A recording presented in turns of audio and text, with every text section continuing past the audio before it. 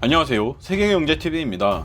때는 2010년 9월 7일 일본이 시료 지배를 하고 있는 센카쿠 주변 영해에서 불법 조업을 하던 중국 어선이 일본 해양 경비대를 피해서 도주하다 납포되어 해상 선박의 선장이 체포 후 기소되는 사건이 발생합니다. 이에 대해 중국은 일본에 대해 전례가 없을 정도의 압박을 가하기 시작했습니다. 그러나 일본은 9월 19일 선장에 대한 구속기간을 연장하겠다고 공식 발표하였고, 이에 중국은 경제보복이라는 카드를 꺼내들게 됩니다. 중국은 일본의 관광을 억제, 불면동을 진행하고 중국 인프라 개발 사업에서 일본 기업을 배제, 외화 시장에서 앵거를 유도하기까지 합니다. 또한 첨단 제품의 필수 재료인 히토류의 일본 수출을 금지시키는 최종 일격까지 날립니다. 이에 일본은 이에 굴복하여 보복 단 5일 만인 9월 24일에 중국 어선 선장을 석방시키고 말았습니다. 이 모든 것이 불법 조업을 하던 선장 때문인 것도 있지만, 과거로 거슬러 올라가 일본과 중국의 싸움의 원인은 센카쿠 제도입니다. 그렇다면 이들은 대체 왜 센카쿠 제도에 대해 어떠한 주장들을 하고 있는 것일까요? 두 나라의 입장 차이를 알려면 과거 1985년 청일전쟁 당시로 돌아가 봐야 합니다. 우선 중국 측 주장을 들어보면 센카쿠 제도는 중국 역사 문헌에 의해 1403년 영락제 때 이미 중국이 처음 발견했다는 것을 알 수 있으며, 청일전쟁 당시 우위를 점하던 일본에 이를 강제로 빼앗긴 것이고, 따라서 2차 세계대전에서 일본의 패전과 함께 다시 돌려받아야 할 영토라는 것입니다. 그러나 일본 측은 정반대의 논리를 펼치고 있는데, 일본이 당시 센카쿠 제도가 무인되었고 이곳의 섬을 오키나와 현으로 포함시키게 되었다고 합니다.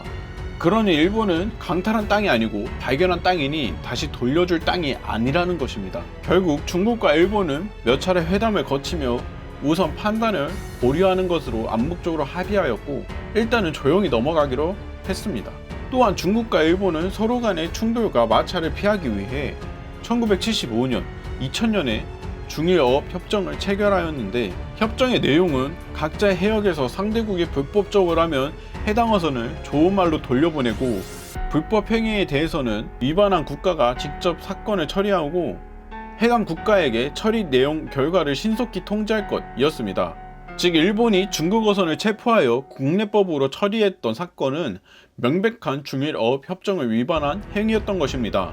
즉, 암묵적으로 합의한 결과는 결국 2010년에 이르러 서서히 균열이 가기 시작한 것입니다.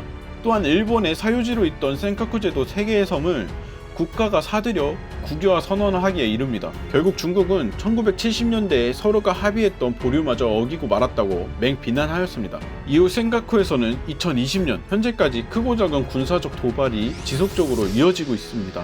그렇다면 왜 중국과 일본은 센카쿠 제도를 서로 가지려고 안달이 난 것일까요? 첫 번째로 해상자원의 존재입니다. 유엔에서 동중국해에 석유, 천연가스 등이 상당수 매장되어 있을 것이라고 발표하였고, 결국 중국과 일본이 서로 차지하지 않을 수가 없었던 것입니다. 이에 대해 심기가 불편한 일본은 대한민국의 영토인 독도 문제로까지 표출되고 맙니다. 또한 센카쿠 분쟁이 있고 난 후 전례가 없을 정도의 강경 대응에 나서며 독도 문제를 더 수면 밖으로 끄집어내고 있었습니다. 이러한 행동은 동해에서의 위기감을 급격히 고조시키고 말았습니다. 어려운 상황을 정리하자면 센카쿠 분쟁은 영국의 명예와 자존심이 직접적으로 걸려있게 되었다는 것입니다. 일본은 지금 중국의 재부상과 군사적, 경제적 위협을 느끼며 보통 국가와 재무장화를 시작하였고, 중국은 지금 중국몽을 실현하기 위한 첫 번째 발판으로서 제로섬 게임에 먹구름이 끼게 된 것입니다. 결국 한쪽이 물러서지 않는 한 최후의 보루인 전쟁이라는 최악의 시나리오까지 염두해야 합니다. 그렇다면 중국과 일본이 전쟁이 발발하면 한국은 어떻게 해야 될까요? 도망치세요. 가장 멀리. 이상 세계경제TV였습니다. 구독과 좋아요는 컨텐츠 제작에 큰 힘이 됩니다.